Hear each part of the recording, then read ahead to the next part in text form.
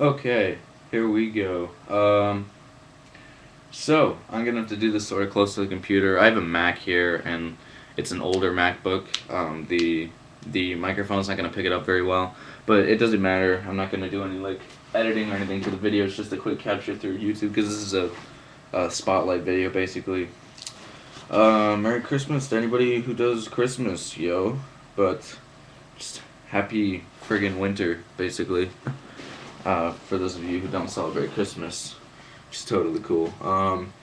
I got the C12 paintball pants here. Try and get a better shot here. I'm just gonna go over some key features of them. I mean, it's not like these things are astronomically different than any other, more modern dye pants. I mean, these are a lot different than, like, let's say the hybrid pants, but in terms of, like, for the past 3 years now, they've all been about the same. Not too many groundbreaking features on these, but still exceptional product. First things first, this is a friggin' huge budget player sort of pants here. I was actually surprised I got these. I didn't buy them. I got them today for Christmas, and I'm not gonna lie to you and tell you that I didn't because I don't give a shit. People are like, "Oh, you got your parents to buy your shit." Yeah, well, it's free gear, so fuck you. Anyway, the one thing really striking is about it for me is I really like crazy, out of control shit. You know, Louis Vuitton and all that other stuff. I don't like it because it's too minimalist for me. I think more is more. You know. So the more crazy it is, the more I like it. The more eye-catching it is, I like it. I like loud colors, which is why I got a lime green, G4 last year. I like crazy shit. In terms of the scheme, though, this is a really cool, outgoing scheme, in my opinion. Got the tiger stripes and everything like that. And this isn't the only color. I mean, they have a cloth line, too, that isn't the tigery, urban-y, crazy one. But I really like how the black and orange sort of contrasts a lot of my stuff, so it's going to be really, really eye-catching and different and stuff like that. And black and orange in itself with the goldish-looking threads and stuff, it works together, it blends well, and it looks good. But for more technical features, you got the overlapping button here, and then you got the Velcro reinforcement, and you have the YKK zipper all the way down the crotch. Your padding here for the crotch is very reinforced, some of the thickest padding on the pant, which is important for guys anyway, or girls if you wear this pant and you want to protect that area, but because this is a men's size, I'm assuming that they made it for the guys to protect their balls and shit, so if you get shot there and you're not wearing a cup, the pain won't be as bad as it would be with some other pant.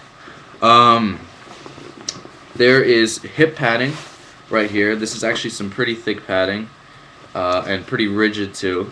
On the back yoke you have some padding underneath here, and you have the rubber logo to show all your friends that you got dye product, and dye is a pretty highly accredited company in the paintball industry, but this will hold your pod pack steady when you're out there. You got the adjustable Velcro straps here that can adjust the waist size, because this is waist 32 through 36 inches. I don't want to convert that to centimeters, so do that with a calculator. It has mesh venting short inside of it, which means that the venting inside on the mesh will go from your waistline all the way down to about your kneecap before it cuts off into the padding, and then at the bottom by the gaiter, the mesh is on the calf part right there, but most of it's just the nylon and the Kevlar stuff. In terms of padding on the kneecaps and stuff, very, very good padding in my opinion. It's got, well, what do you expect? I mean, it's dye, but the padding is very good.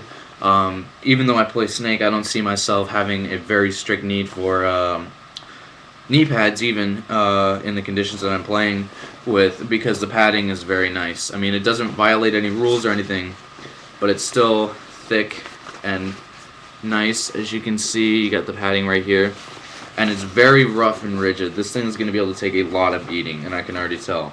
Got your squeegee pockets. Back here, you got one on each leg. The first one on the left leg is right here. Let me get my finger in there. And then on your right leg, you got it right here. So, I think I've hit just about everything. Oh yeah, you got the pockets here.